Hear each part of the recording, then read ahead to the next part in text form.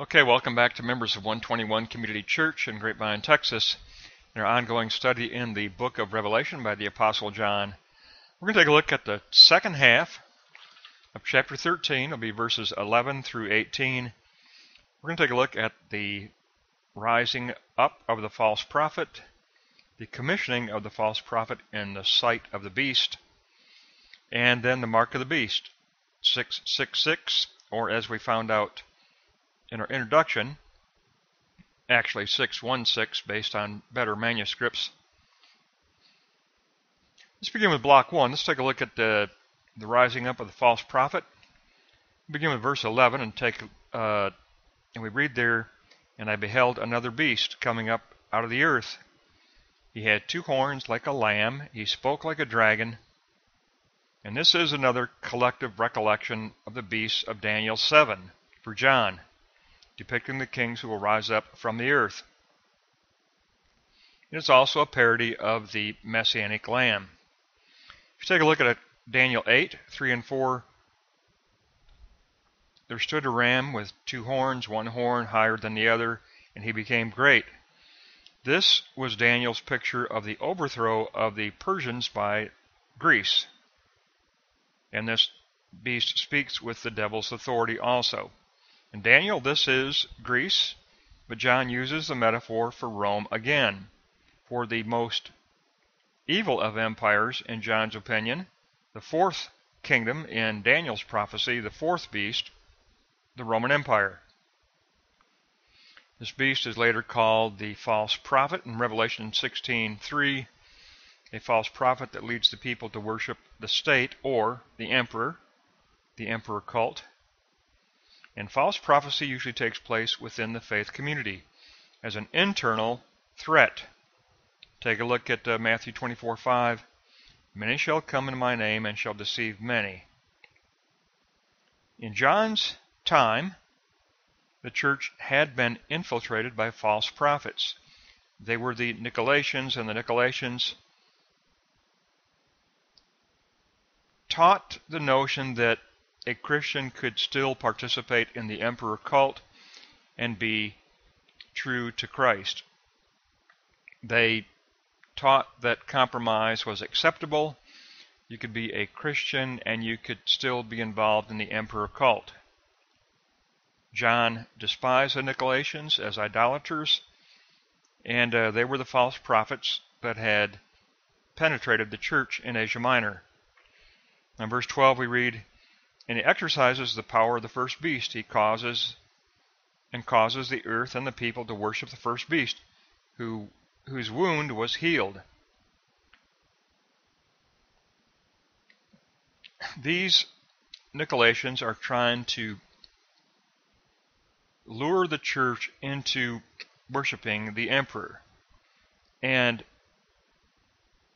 stating that that's not a contradiction to Christian faith.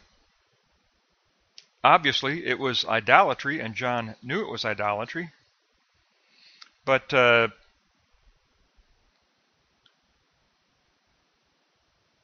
this false prophet, this second beast, is most assuredly the Nicolaitans.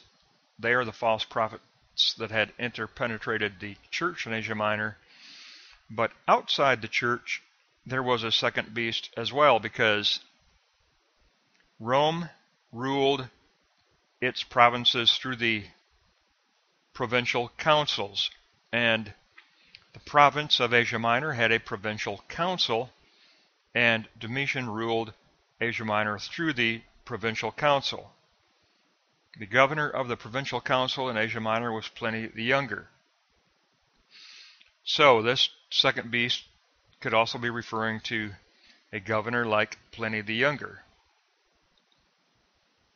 So you had a threat inside the church in the false prophecy of the Nicolaitans. You had a threat outside the church in the provincial council of the province of Asia Minor, led by Pliny the Younger, who did support persecuting Christians. Let's move on to block 2. Let's take a look at the commissioning of this false prophet. And we begin by reading in verses 13 and 14. And he does great wonders. He makes fire come down from heaven. In the sight of men, he deceives those on earth by means of miracles that he does in sight of the beast, saying to those on earth, make an image to the beast, for he was wounded, yet he lives. And in the Greek it reads, works great signs, Samian signs. The second beast mirrors the signs of Moses. If you take a look at Exodus 4:17, remember the trumpets mirror the Exodus. And it says to Moses, wherewith thou shalt do signs. For cross-reference Daniel 4:37, we read where Nebuchadnezzar is forced to honor the King of heaven, whose signs are the truth. The signs of the true prophet are going to be the signs of the aletheia, truth of the living God. The signs of the false prophet are going to reflect the beast, in this case the Roman Empire, and behind that Satan, who was behind all idolatry.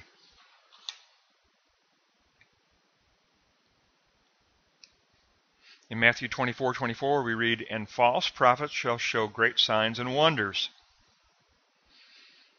Now, under verse 14 and note 2 there, the beasts attempt to validate their authority in a manner similar to the true prophets.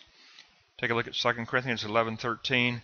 For such are deceitful workers, transforming themselves into false prophets of Christ. True prophets receive their commission in the presence of the Lord. False prophets stand in the presence of the beast. If you cross-reference Daniel 3:15, we read where Nebuchadnezzar's image is raised up and the people are commanded to worship it. The command to practice idolatry was something that confronted Christians in Asia Minor every single day. In the province of Asia Minor, Christians were commanded to practice idolatry and faced with that threat every day. It was a constant harassment, a constant persecution.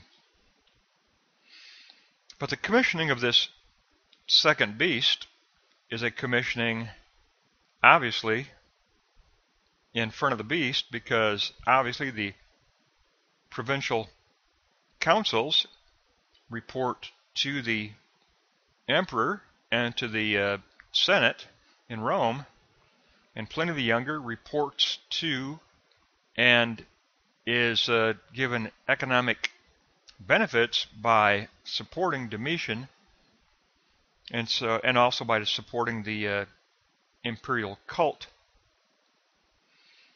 But all of this will result in a marking of unbelievers in contrast to the sealing of believers.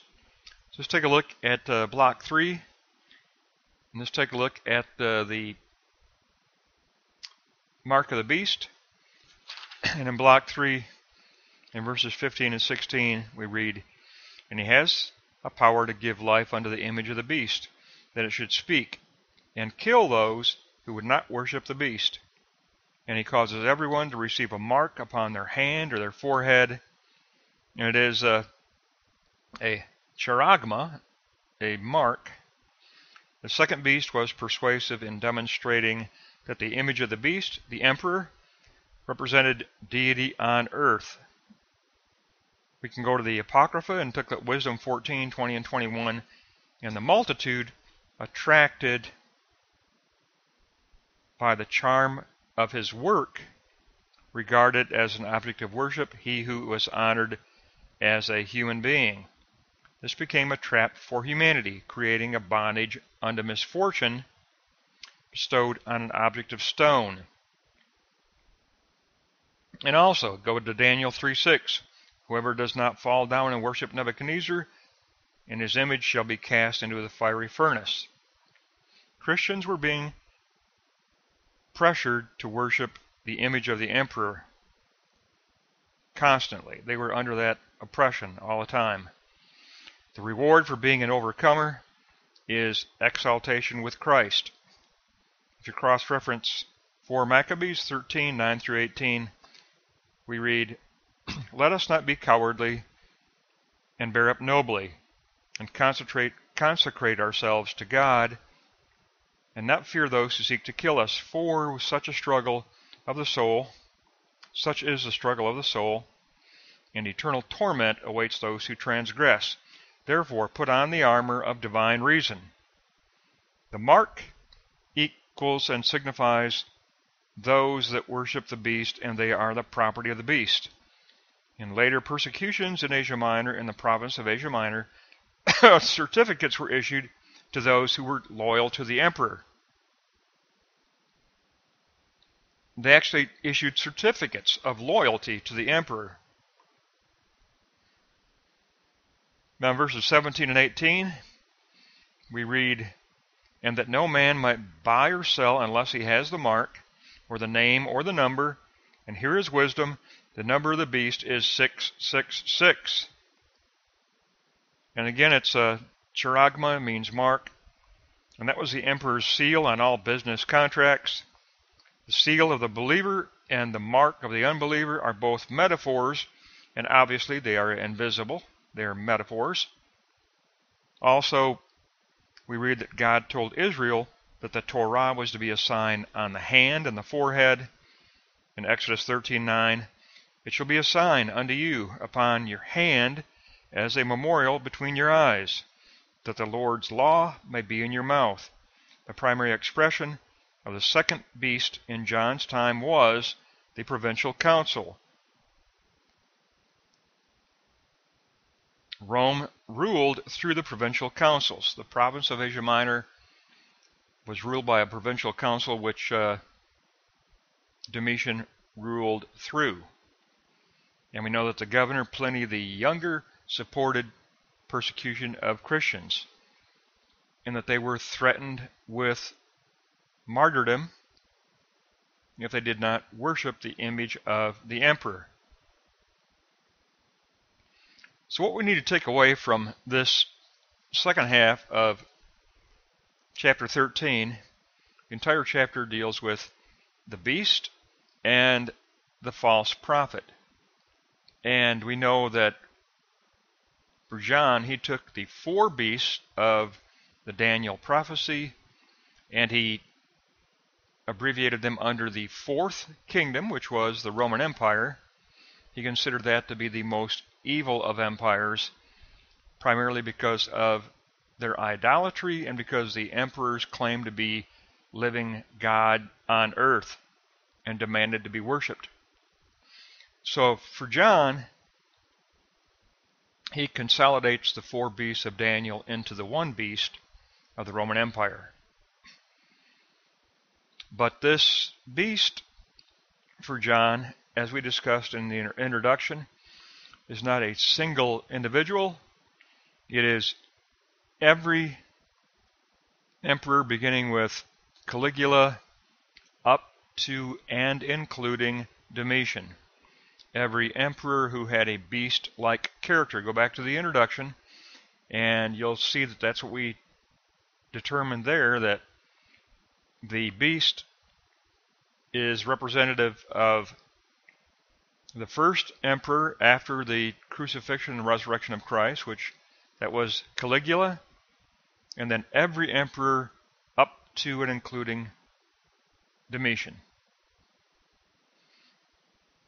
And Caligula in the numerology equaled the number 616, and the number 616 is the true number of the beast from the better manuscript that we have from Egypt. So we know that that reflects the beginning of this chain of emperors that John refers to. But we do know that internally for John, the false prophet, internal to the church, was a group called the Nicolaitans. They taught that compromise was acceptable and that one could conform to the demands of Rome and still be an authentic Christian and not be committing sin. They were the false prophets and they were the Nicolaitans. They were the internal threat that John was referring to. The internal threat was the Nicolaitans. The external threat was the provincial council. Now in Block 2 we learned that this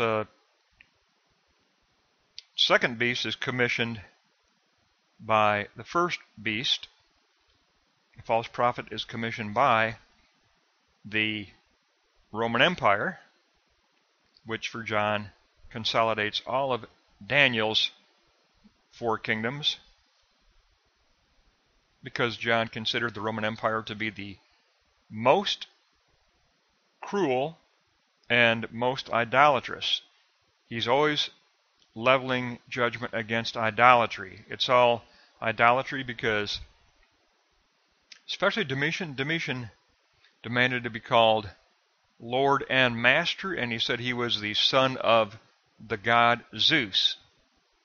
But every emperor from Caligula on demanded to be worshipped as deity. Domitian just was even worse. He even outdid the others. But that, for John, was a commissioning in front of Satan's. True prophets are commissioned by the living Lord God. The imperial cult and the idolatry of Rome was a commissioning in front of Satan. And then, in Block 3, we concluded with the mark of the beast. And John says, here is wisdom, here is the number. And in our introduction, we discussed the fact that that number reflected the true number in the Egypt manuscript. It was a better manuscript, and it was intact, complete, and it showed, even under a microscope, that the number actually was 616.